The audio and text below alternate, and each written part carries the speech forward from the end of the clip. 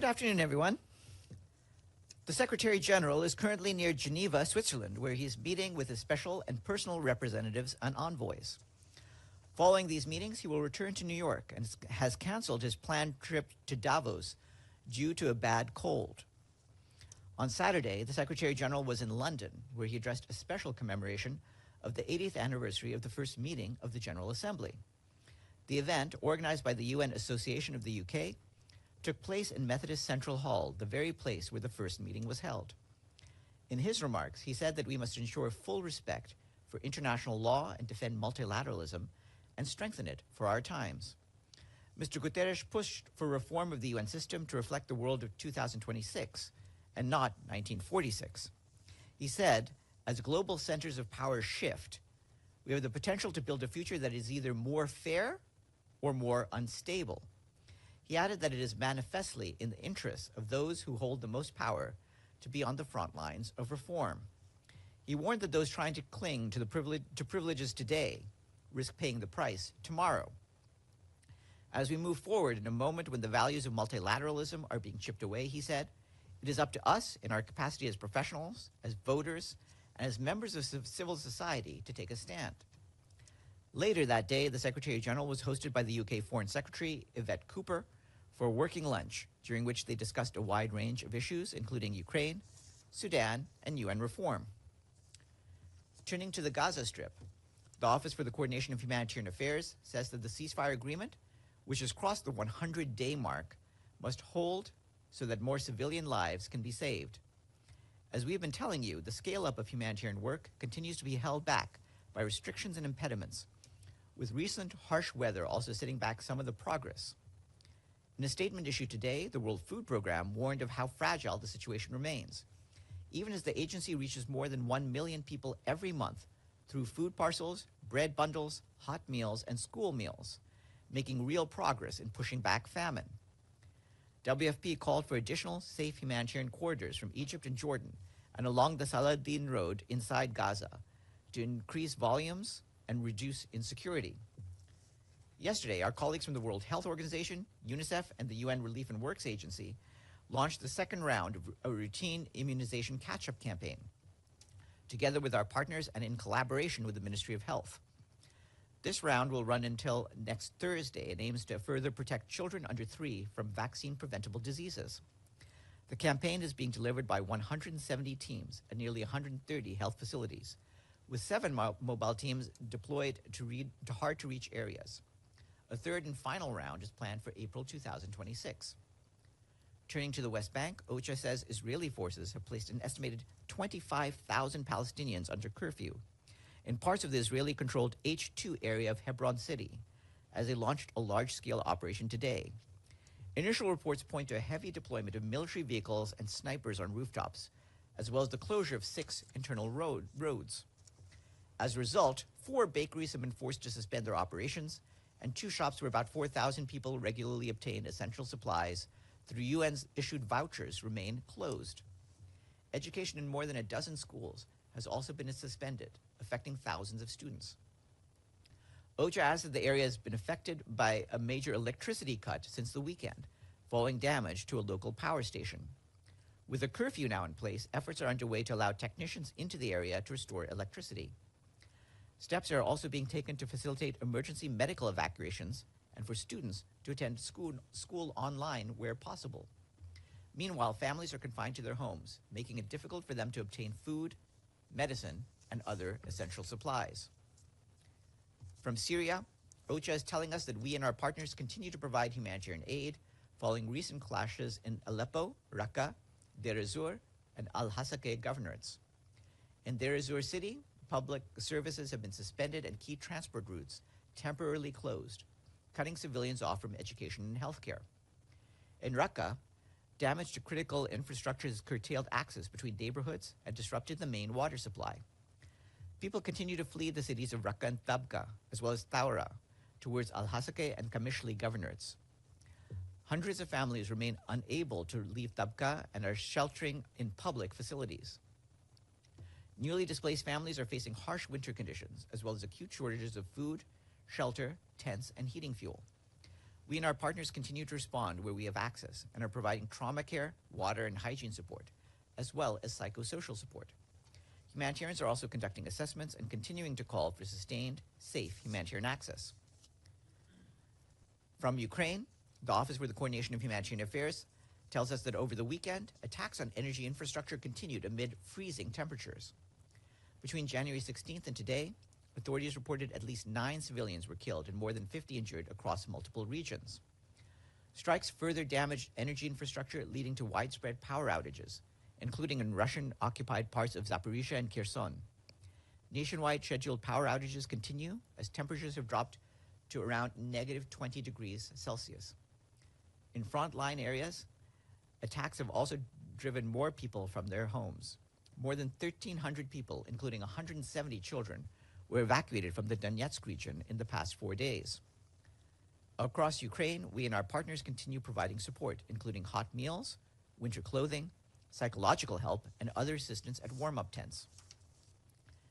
In South Sudan, the UN peacekeeping mission, UNMISS, is deeply concerned by reports of significant military confrontations between armed forces aligned with the main parties to the peace agreement in Jonglei and eastern Equatoria.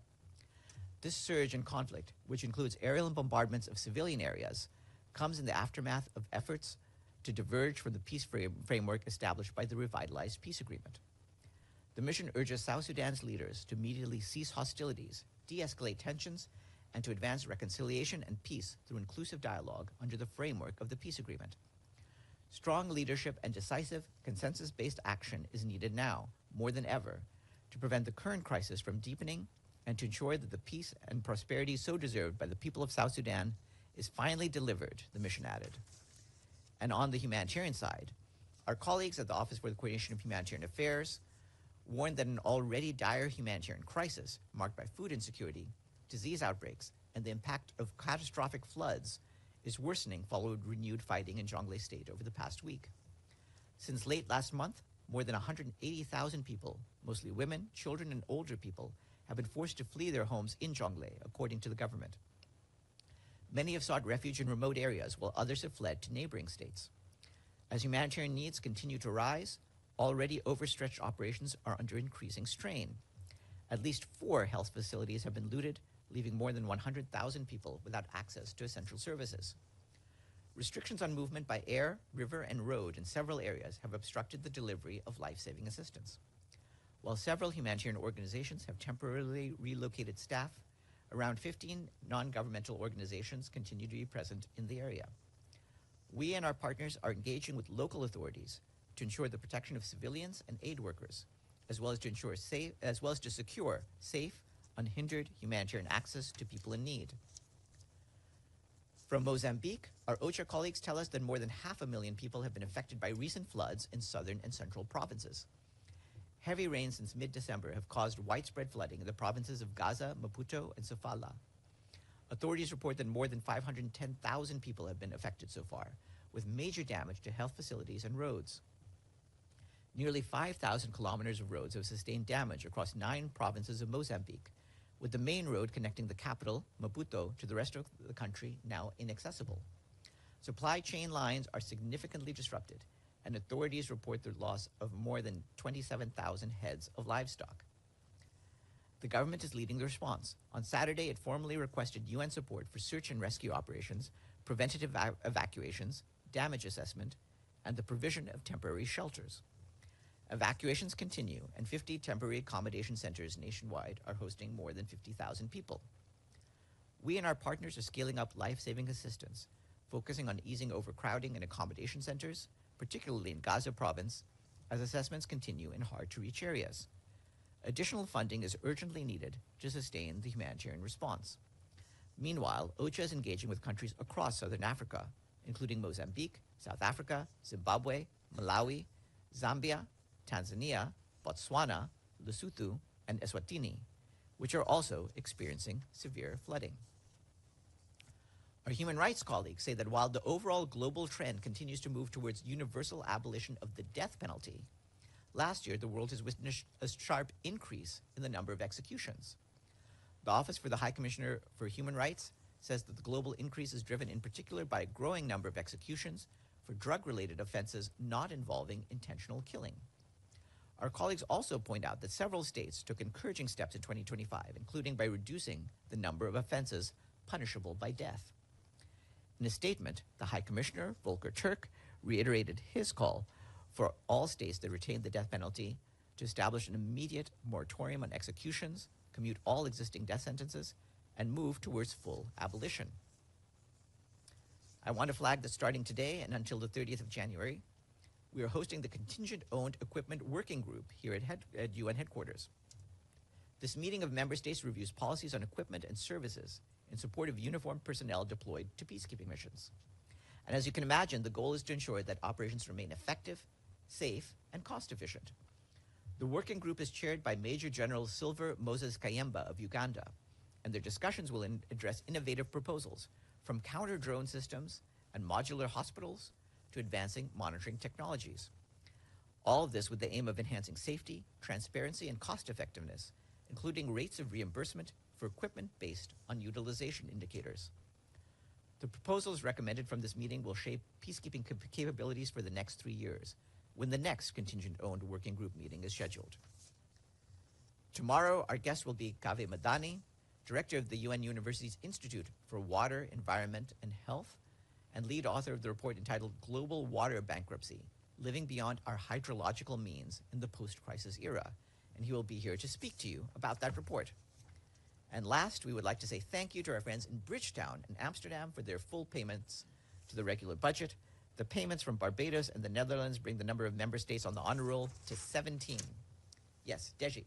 Several questions on the Board of Peace. First, has the Secretary General received any invitation to be on that board? I'm not aware of any communication that we've received on any of this. Secondly, what's the reaction from the Secretary General that if you want to maintain a permanent member in that board, you have to pay up to, not up to, but actually $1 billion in the first year of the membership? We've seen these reports. We can't confirm this. No, Obviously, this the is United the Nations charter. has